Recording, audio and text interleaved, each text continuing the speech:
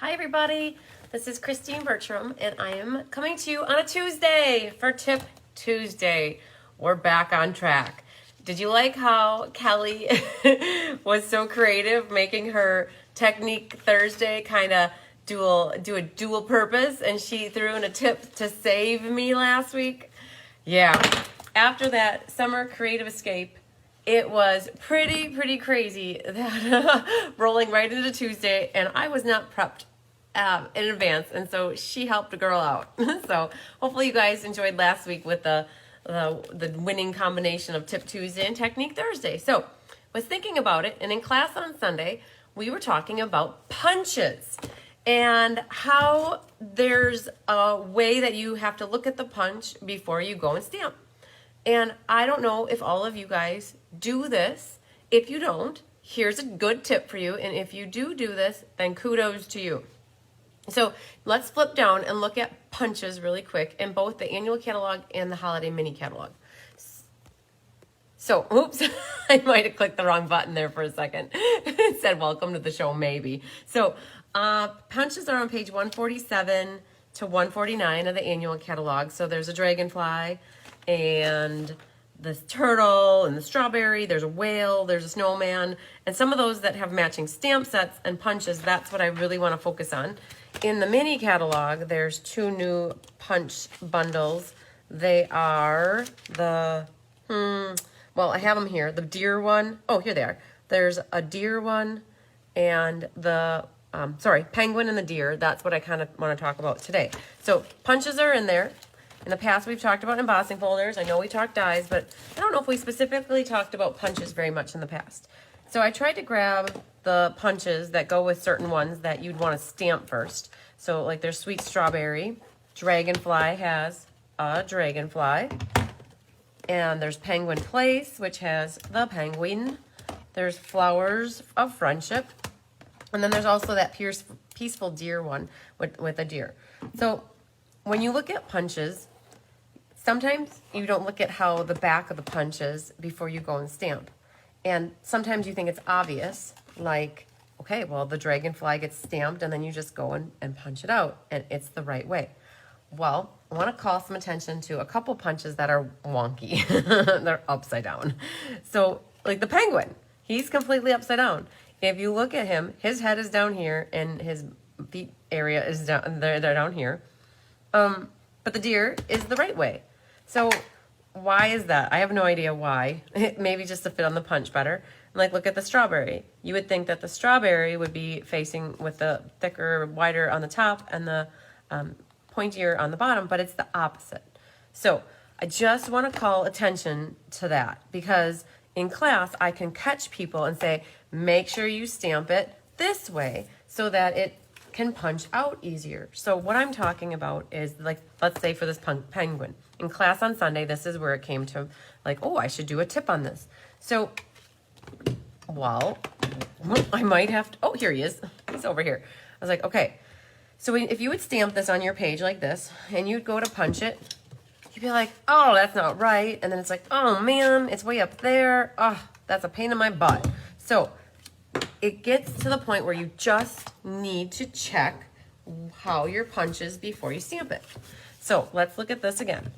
He's upside down, head down here, and the feet part there. So and I'm a right-handed person. So, and it's on the right hand side, not the left side. So I'm gonna hold the paper with my right and ideally come in here like this. And I'm gonna wanna stamp him here so that I can punch him out there. So my trick for this would be, well, let's stamp him upside down and to the left. Okay, so inky dinky do it good.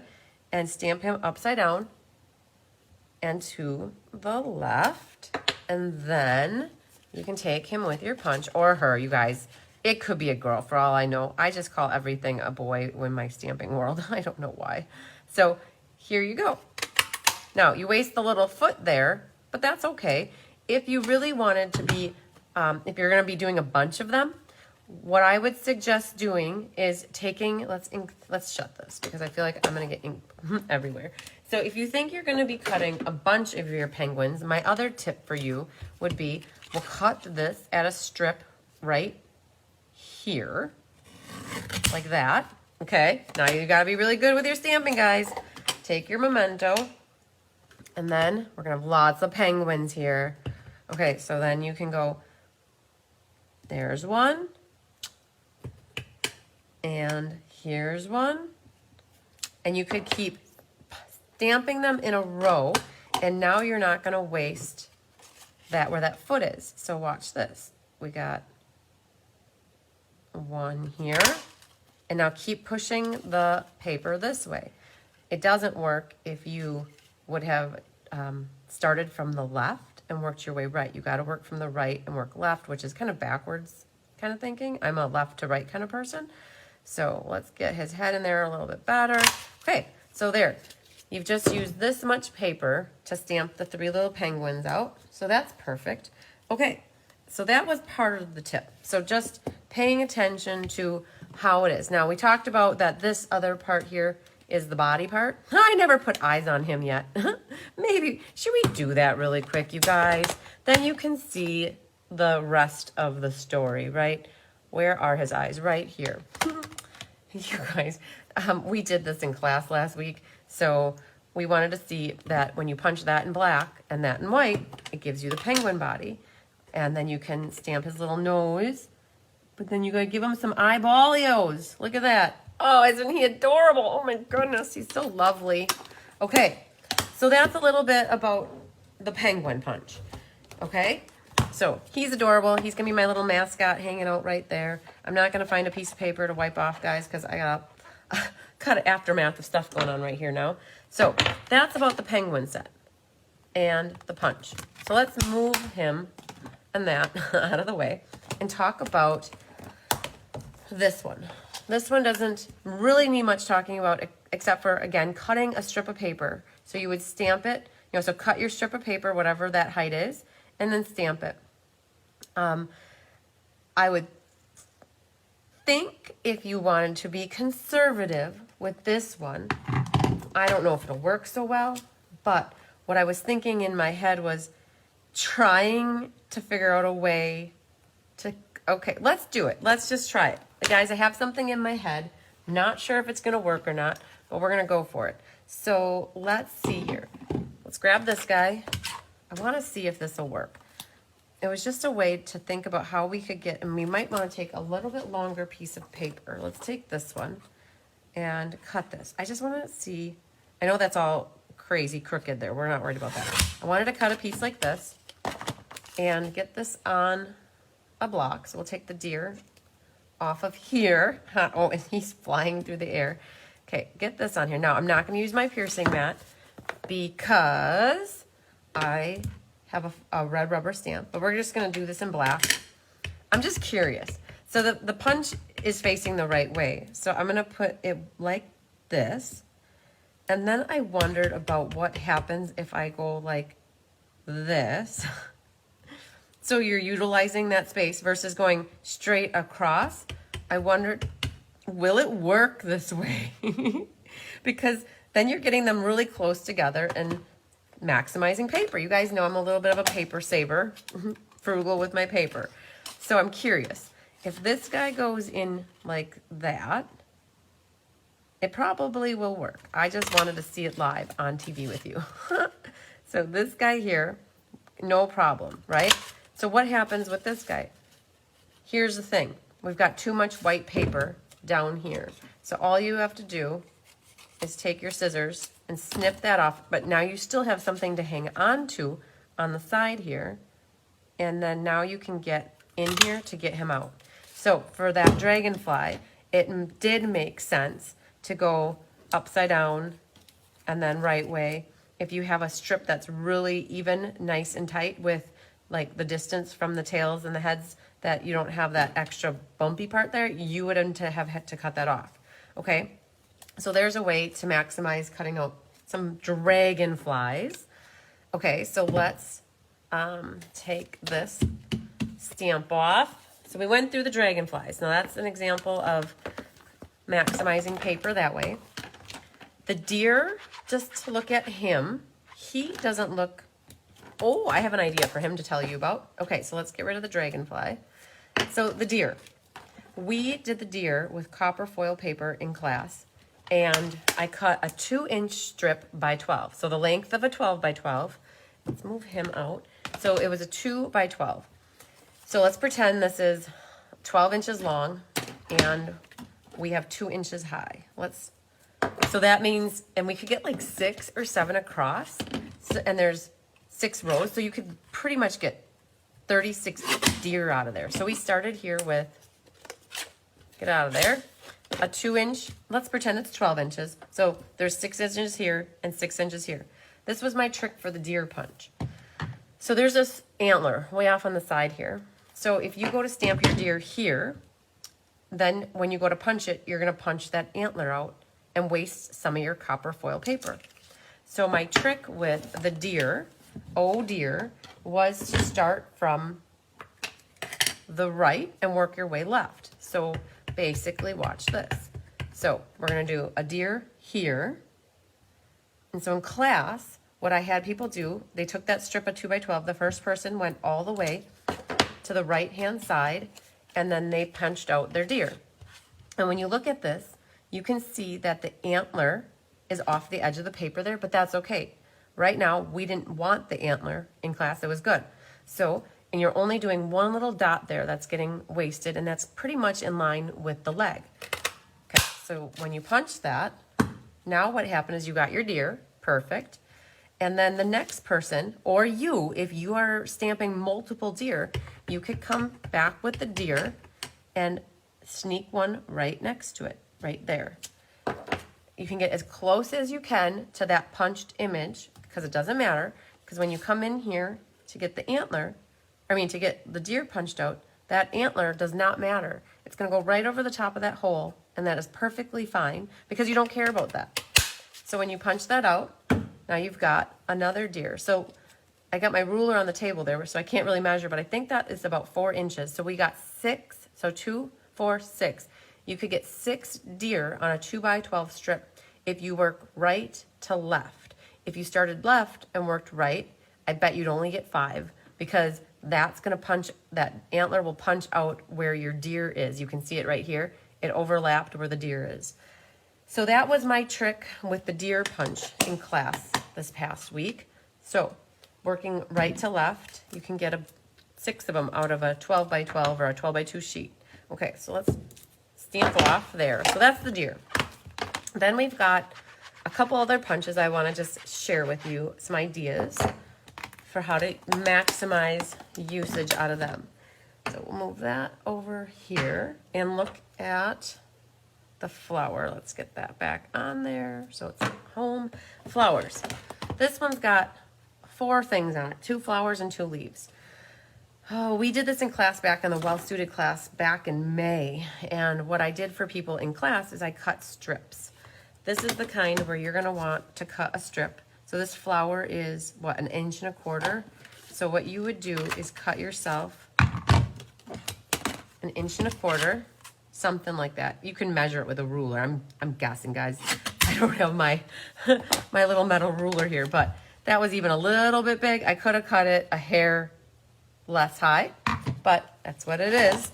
And so now when you're working with this one, well, I should have left that off the block, because now you have to look at this.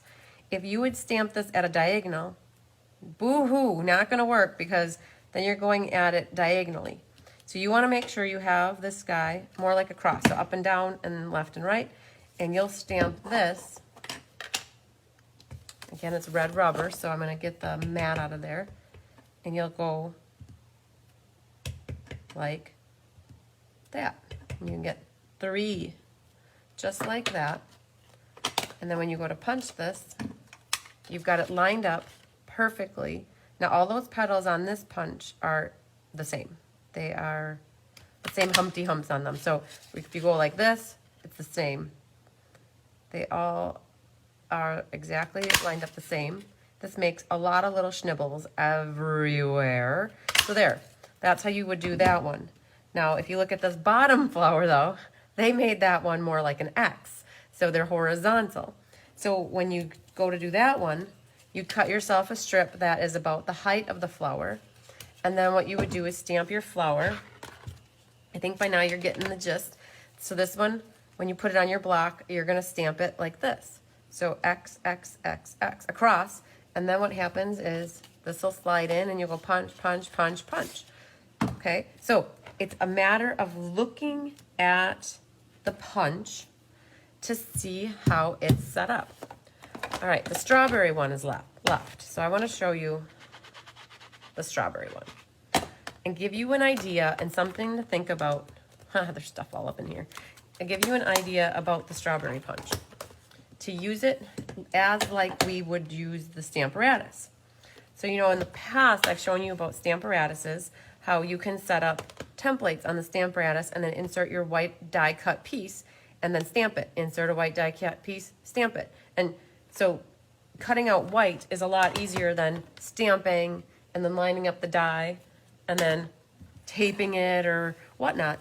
So here's an idea that you can think about for this. Oh, now that's not big enough, so I gotta get a bigger piece. So I wanna show you how to create a template to make for easy stamping for this. So let's just get a piece here. So I'm gonna cut this down to be about that big. I got lots of garbage here. Okay, so now this is a great if you are making multiples of the same card and you want to set up so that the stamp is the same, kind of like how we do with the Stamparatus. So what you could do is you could create your template like that. So you've just cut out and created a template. Then what you could do is grab those stamps. And so we're going to do our outlines. So you kind of put that in the area of the hole. And then we need the outline of the little baby flower. And then there's a leaf. I'll get that lined up in a second. I was just going to try to get all these out. And then the stem. So what you're doing is setting up the stamp so that all you have to do is stamp these four things one time.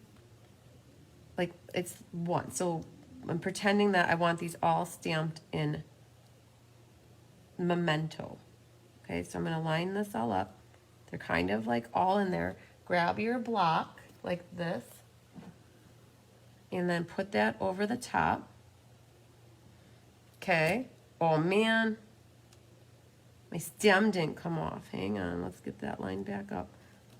Okay, I'm gonna try it again here just to make sure. So what I'm doing is creating a template. Oh, it goes this way. So I'm making sure all those fit in here. So when I go to stamp those, so now pretend, so I just create, so I punched it and now I lined up my stamps using that as a guide. And now I can go through the process of fast stamping. Okay, repetitive fast stamping. So now you're gonna ink this up because all four of those are together on the block. You're gonna take your paper. Remember your strawberry is on the bottom. So now you can stamp that and then grab the right punch. And if you did your lining up good, it should stamp it out nicely. So let's see. Oh, that's not so bad. So look at that.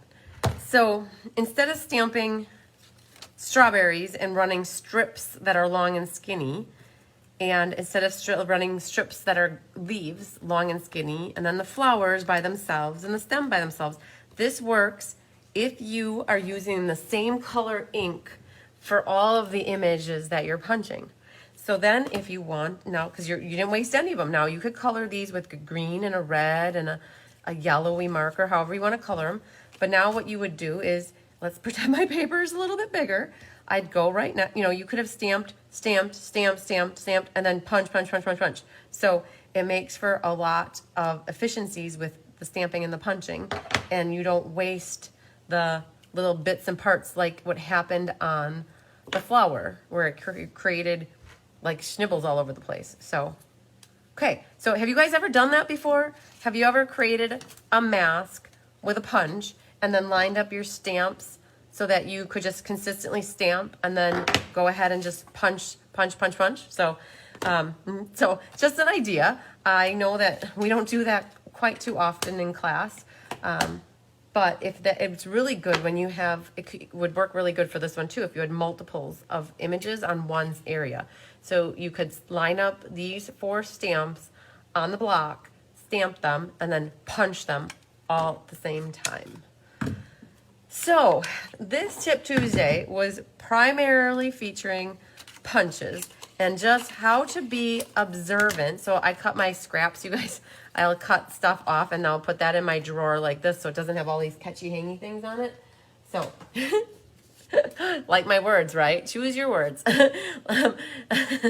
So I hope that you guys learned a little bit about that. It was all about punches, and just the main thing is that I really want you to get from this video is look at how it's going to punch it out and stamp it in the most efficient way so that you're not wasting paper and that you're not having to cut it off in a certain spot to get it to fit in the punch.